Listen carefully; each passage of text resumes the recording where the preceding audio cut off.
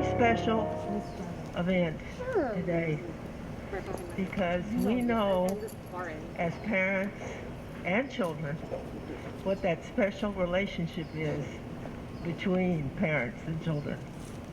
And so today we honor by giving on the part of our wonderful people here a memorial bench in the name of Keisha Monique Brown. And so I get to do the welcome remarks. The welcome remarks are that these two people that you see that are the parents couldn't be bigger assets to not only the city of Laredo, but the college. And it's been my pleasure, selfish pleasure I guess, to work with both of them in different capacities and in some cases the same capacities. And so they are valuable assets to the city of Laredo. Hey, we're gonna miss them. Yeah. Oh, I know. Yeah. I don't like the good ones to leave. The bad ones can leave, but the good ones should not leave. As you know, the Education Foundation has existed now, what, Angie, 10, 12 years? 15. 15, oh my God, I'm older than I thought. Anyway, one of our big projects has always been the benches because they endure, as has the college. And so today we honor both of you because the Schmees have found it in their hearts to donate a bench in memory of the daughter. So without further ado, I would like to call Dr. Ricardo Solis, our illustrious president, to say a few remarks.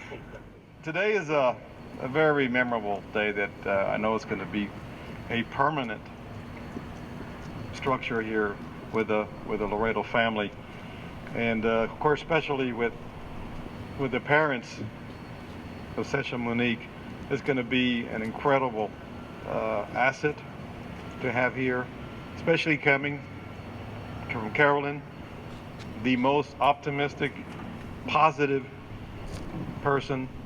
And by that I mean positive, the right positive, not the positive we're thinking about going on around here. She doesn't bring that kind of positivism. She brings a positive of the person, not the virus, anyway. And what I'm trying to say, we're going to miss with her because that's really what we're talking about. And this is, of course, what a best way for her departure, even though it's still 2 months from now. But I've been agonizing over this departure for a lot more than 2 months. But it's part of life. Just like here at the college, we have reinvent ourselves. But most importantly, at the college, it is now, during these times, it is compelled us to reprioritize what's most important in our life, why we're here, what's most important. And we all know that we're here under very short time, under borrowed time, that God is only allowing us to be here for borrowed time, so we can do our best and leave something, leave a legacy. And with this memorable gift here that they're providing this meet, they are certainly leaving a gift, leaving a footprint in this world that needs such optimism and that's valuing the priorities of life, which is all being together and doing the best that we can. So I know I'm getting ahead of myself on your going away event, if we ever have one, but this is a perfect time to commemorate and thank the Smees, especially Carolyn, for her incredible optimism that she has brought to this college at least in the 4 years that we've been here, and I know she's been like that for the last 10 years that she's been here, and that is what she will be remembered for. That's a legacy, that we're here under borrowed time, we're here in a very short time, but we leave an incredible footprint, and this is what we're doing here today, commemorating this with her daughter. Again, thank you, Carolyn, for what you're doing. This means a lot to us and for the Laredo family. Now we have our very favorite president of the board. I shouldn't say that, but I will, because I'm old, so I get to say what I want. And it's Mercurio Martinez, who has worked and worked and worked and worked for everything good in Laredo for a long time. Thank you very much, Malay. Uh, what Dr. Ricardo Solis has said, without question, we're going to miss you. No ifs or buts about it. You have had a tremendous positive impact with the college, with the community, with the students. And what Dr. Solis, as a matter of fact, just a little earlier when I was visiting with him in his office, he made the remark, he said, I have been struggling to get a replacement for Carol. He says, I just, it's going to be tough. And I'm with no ifs or buts about it. You have had an incredible impression on our community and in particular on this institution, Laredo College. You have already had an imprint that your legacy and your memory through your daughter, all right, will be here for the next, how shall I say, another more 50 years. Keep in mind this institution was established in 1947. All right, so we've been here around for quite a while. And this memory here, this presence, obviously is going to be here for as long as this institution is going to be here. So in behalf of the members of the Board of Trustees, in behalf of myself, we thank you for the incredible presence, the incredible attitude, and the positive approach that you have provided to Laredo, to the community, as well as your husband. We cannot ignore him too. You know that. Okay? You all have been very much involved in helping this institution. So on behalf of the Board of Trustees, we thank you for the number of years that you have given to our community. Thank you so much.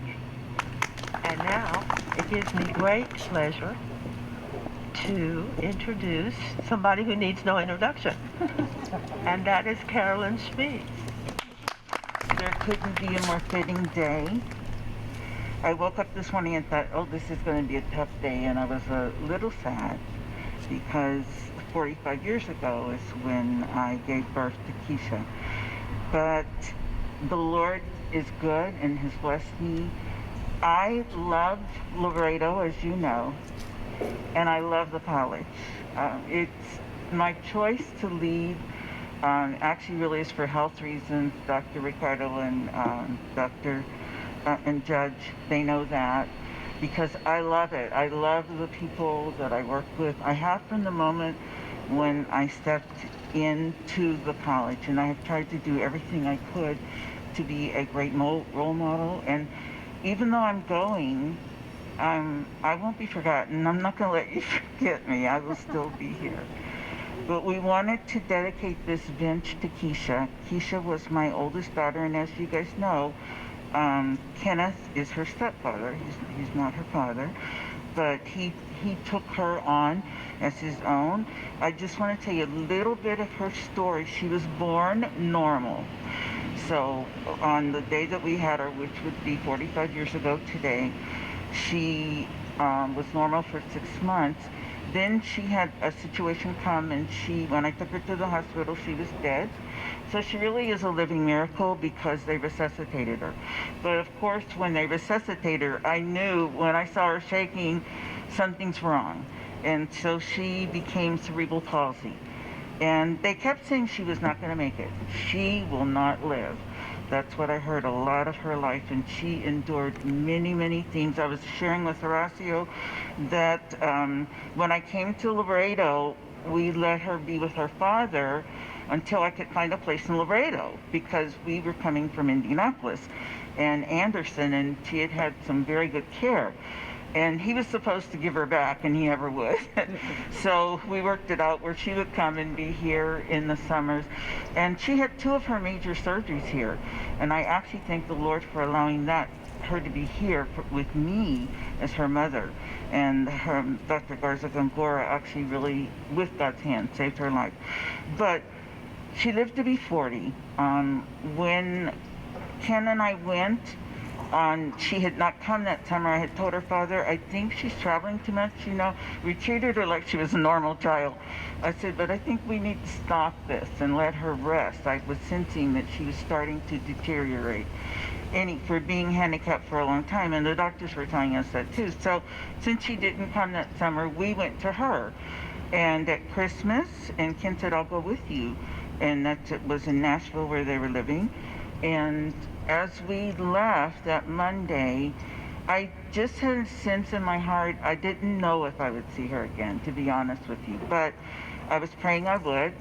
And we came back home that Monday, and on Thursday is when she passed away.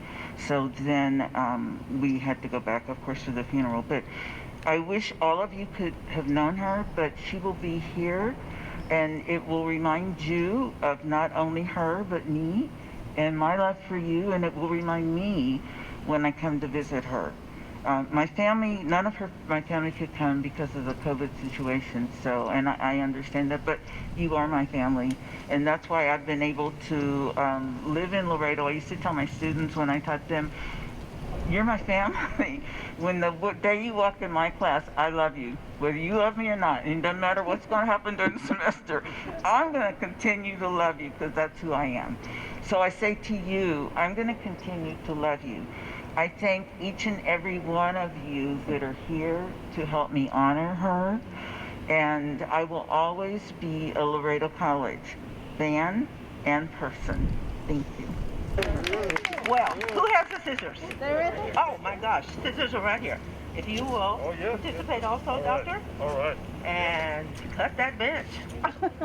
You do it. You do it. All right, yeah. All right. Expose it. Yay! Yay!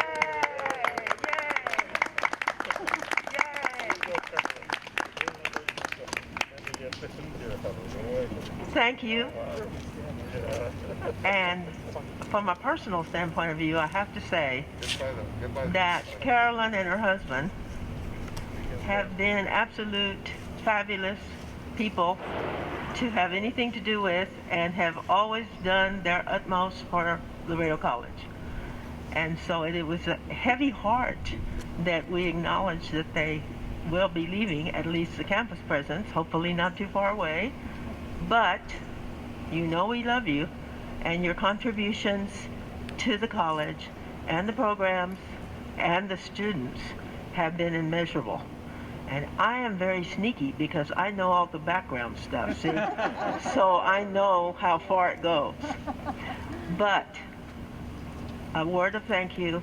We have had great success with the foundation and the bench program, and hopefully have been able to place various benches in high traffic spots where the students and faculty and visitors can enjoy them. And so we invite you to enjoy them on those beautiful days that we have in Laredo. Look what's happening now. The sun's coming out. It's perfect. They like you, Carolyn. And they like Keisha. And we will always remember Keisha for the wonderful, fine, brave young woman Carolyn has told us about.